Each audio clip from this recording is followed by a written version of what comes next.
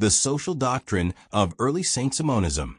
Written by V.P. Valjean's Preface. Introduction. A doctrine evolved beyond the master. V.P. Valjean begins by issuing a crucial clarification. The book this essay introduces, The Exposition of the Doctrine of Saint Simon, should not be mistaken for a simple restatement of the ideas of the master, Henri de Saint-Simon. The work, which originated as a series of lectures delivered by his disciples between 1828 and 1829, represents a significant evolution of his thought. Valjean makes several key introductory points. Systematization as creation. Saint Simon himself was a brilliant, but least of all a systematic thinker. The act of organizing his often disconnected and incomplete views into a coherent system was, in itself, a creative act by his followers. They had to connect the unconnected and think through the unfinished. New conclusions. The disciples, most prominently Saint Amand Bazard, did more than just systematize. They drew new conclusions, which we do not find in Saint Simon himself. A new stage of thought. Consequently, Valjean argues that the exposition must be evaluated as an independent work. It represents a new and great step forward in the development of early 19th century social ideas, forming a crucial link between Saint Simon and the next generation of socialist thinkers. Part 1. The Philosophical Foundation, a new conception of history, the core of the Saint-Simonian doctrine, as presented by Bazard and his associates, is a grand philosophy of history. This philosophy is both a tool for critiquing the present and a blueprint for the future. The law of progress. The Saint-Simonians posited that humanity is subject to a law of continuous progress. This progress is not linear, but unfolds through an alternation of two distinct types of social states. Organic epochs. These are periods of stability and unity, where a harmonious and universally accepted social theory governs all aspects of life, political, social, and economic. Society is organized and functions as a coherent whole. The ancient world before Socrates and the European Middle Ages under the Catholic Church are presented as examples. Critical epochs. These are periods of turmoil, individualism, and anarchy, where the old unifying doctrine has crumbled, but a new one has not yet emerged. The period from the Reformation up to their present day is defined as a critical epoch. The French Revolution was the cataclysmic culmination of this critical period, destroying the old feudal theological order, but failing to create a new, stable, organic one. The inevitable future. Based on this law, the Saint-Simonians declared that the current critical epoch must give way to a new, organic epoch. The task of their time was to discover and implement the social system that would characterize this future, a system based on science, industry, and a new universal association. Part 2. The critique of the existing order, property, exploitation, and incoherence. Armed with this historical framework, the disciples launched a radical critique of contemporary society, going much further than Saint Simon himself. The exploitation of man by man. The exposition famously declares that the fundamental social ill is the exploitation of man by man. This exploitation has taken different historical forms: the master over the slave in antiquity, the patrician over the plebeian, and the feudal lord over the serf. In their own time, they argue, it takes the form of the owner of capital exploiting the worker who does not own the instruments of labor. A radical critique of property and inheritance. This is the point where the disciples made their most significant leap beyond the master. They attacked the very foundation of the existing economic order. Private property, defined as the right to idle income derived from the labor of others. Specifically, they targeted the right of inheritance as the mechanism that perpetuates this privilege without regard to merit.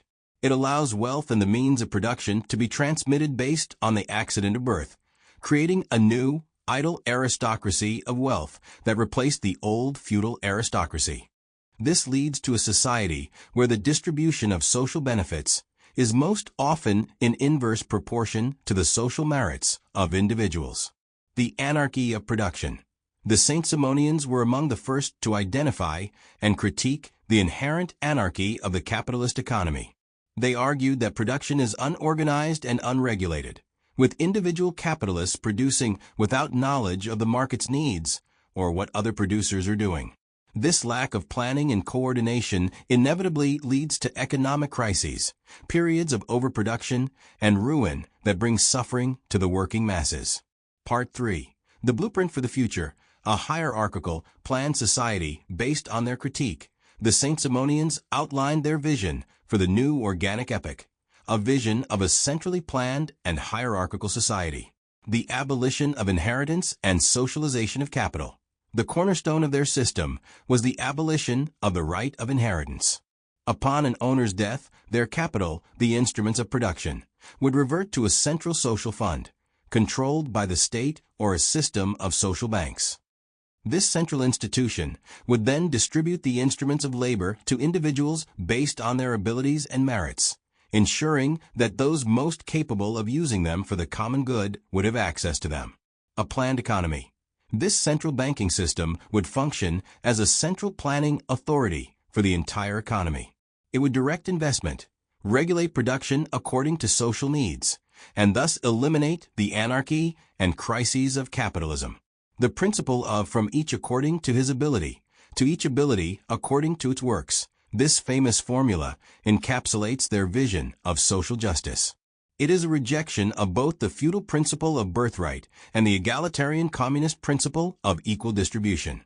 Instead, they advocated for a meritocratic hierarchy. An individual's position and reward in society would be determined solely by their capacity and their productive contribution. A hierarchy of the talented.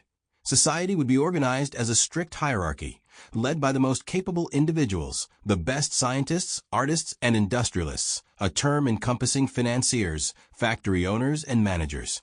Volgin stresses that this was a deeply authoritarian and anti-democratic vision. The leaders would not be elected by the masses, whom they considered incompetent, but would be appointed from above by their peers, creating a self-selecting elite of the best people. Part 4.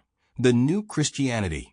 The moral and religious dimension, the Saint-Simonian system, was not merely economic and political.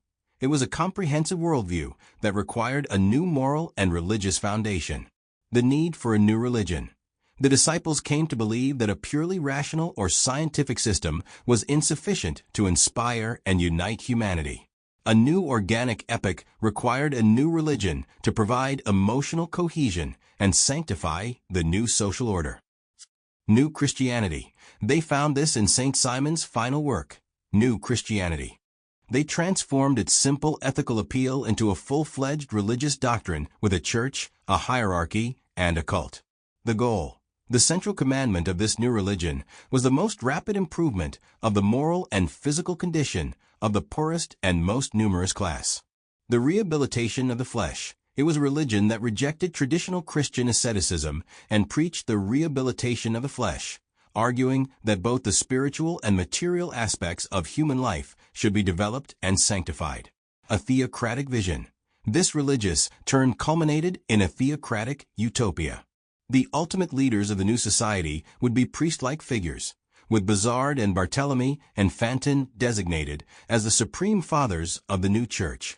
This religious phase, Volgin notes, ultimately led to the movement's descent into sectarianism and its eventual collapse. Volgin's critical assessment. The limitations of Saint-Simonism throughout the preface. Volgin provides a Marxist critique of the Saint-Simonian doctrine, highlighting its historical significance and its profound limitations. Historical idealism. The fundamental flaw of Saint-Simonism was its historical idealism.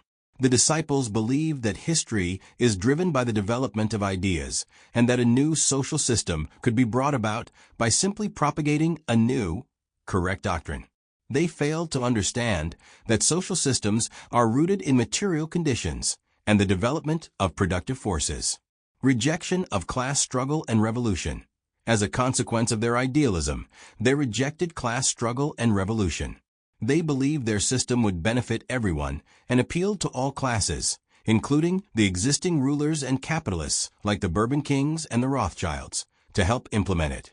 They saw class conflict as a symptom of a poorly organized society, not as the engine of historical change.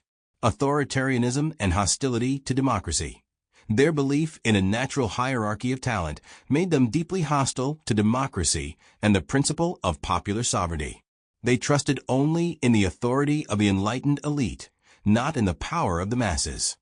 Failure to connect with the proletariat. Despite their stated goal of helping the poorest class, their doctrine was completely unacceptable to the workers. Their anti-democratic and authoritarian stance, combined with the bizarre theatricality of their new religion, repelled the most conscious elements of the French proletariat, who were at that very time engaging in revolutionary conspiracies and uprisings like the Lion Weavers' revolts. In his final assessment, Valjean concludes that while the Saint-Simonians made brilliant critiques of private property and the anarchy of capitalism, their inability to grasp the materialist basis of history and the central role of class struggle rendered their project a utopian failure. Their historical idealism, authoritarianism, and religious turn prevented them from becoming a genuine movement of the working class they claimed to champion.